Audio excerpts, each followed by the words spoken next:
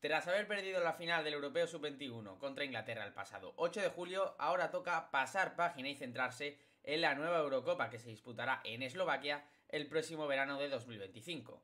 Dicho esto, en el día de hoy vamos a analizar cómo ha jugado la España de Santi Denia estos dos partidos, el primero contra Malta y el segundo contra Escocia, que nos ha servido para ganar 6 puntos vitales de cara a la clasificación para la próxima Eurocopa.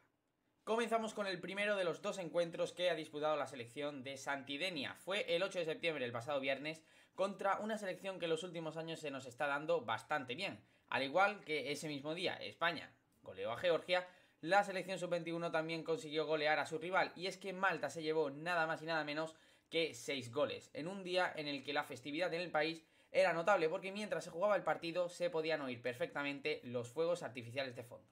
Para medirse a Malta en la primera jornada de esta fase clasificatoria para el Europeo 2025, Santi Denia decidió salir con la siguiente alineación: 4-3-3, tenemos a Cuñat en portería, Álvaro Fernández, Rafa Marín, Alejandro Francés y Arnau Martínez en defensa. El centro del campo era de Beñat, Turrientes, Gabri Veiga, que metió un doblete, y el jugador del Atlético de Madrid, Pablo Barrios, y arriba tenemos a Diego López, al delantero del Real Zaragoza, Iván Azón, y el recién fichaje del Villarreal, Ilias Akomach. Si tuviese que describir este partido con una palabra, sería monólogo, porque el recital que dio la sub-21 es indescriptible. A ver, los datos están ahí.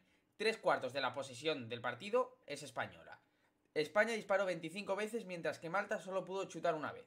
Tuvimos 13 córners y ellos ninguno. Eso sí, fue un partido con muy pocas interrupciones, cosa que es de agradecer porque cada vez esto es más inusual. Además pudimos ver un juego muy dinámico de España que consiguió que el partido, por lo menos para mí, fuese más corto y más divertido de ver. Además, fue un encuentro que nos dejó 3 debuts en cualquiera de las categorías inferiores de la selección. Y esos 3 debuts fueron de Pablo Cuñat, el portero que actualmente milita en el Amorebieta, aunque está cedido por el Levante; de Diego López, jugador que está contando con muchos minutos en este inicio de temporada con el Valencia; y de Fran Pérez, otro futbolista del conjunto Che, al que Rubén Baraja le está dando mucha bola en este comienzo de liga. Otro aspecto que os quería comentar era que si os dais cuenta de que hay demasiados nombres nuevos comparado con la convocatoria que hizo Santi Denia para el pasado europeo del mes de julio, es porque ya estamos en una nueva generación de futbolistas, y los que aún se siguen manteniendo respecto a esa Eurocopa son 3 nombres: Gabri Veiga, que sigue siendo convocado a pesar de su traspaso a Arabia; Alejandro Francés, que fue una de las ausencias más sorprendentes del pasado europeo; y Arnau Martínez, que estuvo peleándose el lateral derecho durante toda la Eurocopa con su compañero Víctor Gómez. Una vez aclarado ya lo de la convocatoria, me gustaría ya, para terminar con este Malta-España, recalcar un par de cosas. Voy a comenzar con lo colectivo, y es que me gustó mucho la presión tras pérdida que hicimos durante el encuentro. Las bandas me encantaron en el primer tiempo, sobre todo la banda izquierda, que estaba compuesta por Álvaro Fernández y Diego López, y en la segunda parte, la banda derecha con el debutante ya mencionado anteriormente, Fran Pérez, y con el lateral derecho del Utrecht, Hugo Novoa, que entró también en el segundo tiempo.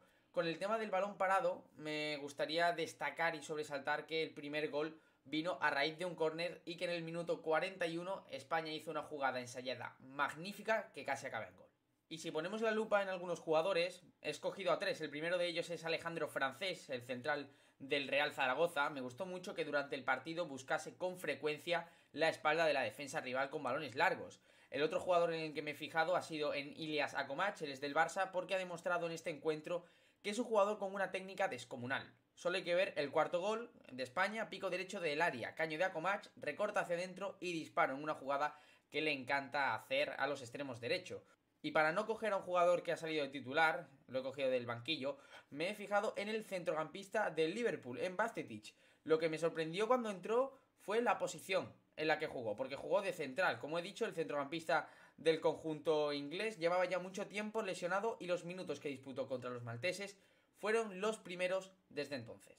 Y ahora cogemos un vuelo de Malta a Jaén, porque la selección española volvió a disputar un partido en la provincia andaluza después de más de 2 décadas. Y que encuentro un partido igualado desde el minuto 1, y con un gol en el 83 de Beñat Turrientes, que nos dio la victoria y nos convierte en líderes del grupo B. Grupo que está compuesto por Hungría, Bélgica, Escocia, Kazajistán, Malta y España. Ahora me gustaría que prestaseis atención, porque voy a proceder a explicaros cómo es el sistema de clasificación para la Eurocopa. Hay 9 grupos. De esos 9 grupos, 7 tienen 6 selecciones y los otros 2 tienen 5. Hasta ahí bien. Se clasifican todos los primeros. Hay 9 grupos, ya tenemos a 9 clasificados. Y se clasifican después los 3 mejores segundos. Pero ¿qué pasa? Que lo que se va a hacer para no dar ventaja en cuanto a puntos conseguidos, claro, a las selecciones que tengan a 6 selecciones en su grupo, va a ser quitar el resultado que hayan conseguido contra el último clasificado. Y así los segundos que tengan 5 selecciones en vez de 6 van a estar en igualdad de condiciones. Ya tenemos a 9 clasificadas, que son los 9 primeros, 3 que son los 3 mejores segundos. ¿Y qué pasa con los otros 6 subcampeones? Pues esos 6 subcampeones van a disputar un playoff para conseguir otros 3 billetes para la Eurocopa. Pero si echamos cuenta, tenemos a 9, 9 más 3, 12, 12 más 3, 15. ¿Qué pasa con el otro puesto? Pues si no lo sabéis, la anfitriona, en este caso Eslovaquia, está obligada a participar en la Eurocopa. Así que de ahí sale ese último puesto que queda vigente. Y ahora sí, una vez terminado de explicar el sistema de clasificación para la Eurocopa, vamos con la segunda jornada, con el partido que ha enfrentado a la selección española y a la selección de Escocia. Y como no puede ser de otra manera, vamos a comenzar con la alineación. Como ya veis en pantalla, únicamente han habido 3 novedades. Repite Pablo Cuñate en portería, el lateral derecho sigue siendo de Arnau Martínez, Alejandro Francés y Rafa Marín vuelven a ser la pareja de centrales. Y primera novedad, lateral izquierdo, jugador de los Wolves, Hugo Bueno. En el centro del campo, repite Pablo Barrios, pero esta vez cambiando la posición, actuando esta vez como jugador más posicional. También lo vuelve a hacer Gabri Veiga y siguiente novedad, el jugador del Valencia, Javi Guerra. Las bandas siguen siendo las mismas, Diego López y Ilias Akomach, y en punta tenemos a Samu Omorodion, el jugador que ha dejado este verano el Granada por el Atlético de Madrid. Como bien he dicho antes, el partido no tiene nada que ver con cómo fue el partido contra Malta. El inicio fue totalmente opuesto, un comienzo de partido muy disputado y con ocasiones para los dos equipos. Al principio, la solidez de Escocia en defensa era tan evidente que los 2 primeros disparos de España fueron de los 2 centrales, Rafa Marín y Alejandro Francés. El principal problema que tuvimos fue defender a Ben Doak, la joven perla del Liverpool de 17 años, que nos volvió locos durante el primer tiempo. Incursiones desde ambos lados, regates, pases peligrosos permanentes. Ya en la segunda parte tuvimos la suerte de que no apareció mucho, además de que estaba cansado, tenía tarjeta amarilla. Otro problema que teníamos era la salida de balón, porque la presión era tan intensa que éramos incapaces de sacar el balón jugado. Además, una alternativa que tomaba Cuñat era dar un pase fuerte por abajo a Samu Omorodion, porque el equipo se abría mucho y él aparecía más abajo para dar otra opción de pase. El problema viene cuando Samu Omorodion era no solo incapaz de controlar la pelota, sino que la perdía. Y eso en salida de balón con todo el equipo abierto para generar más espacios por dentro puede ser muy peligroso. Una de las conclusiones positivas que saco yo de este encuentro es Ilias Akomach.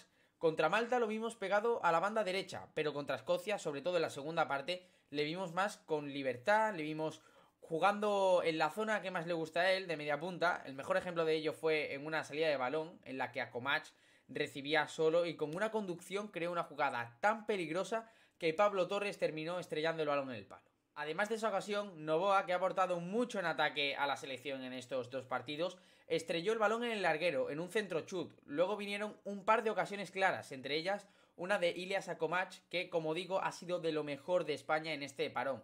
Y con todo eso, España ya tenía argumentos suficientes como para merecerse el gol. Y en un córner sacado por Pablo Torres, Turrientes puso el 1-0 definitivo para darle la victoria a los de Santidenia y dejarnos como líderes del grupo B.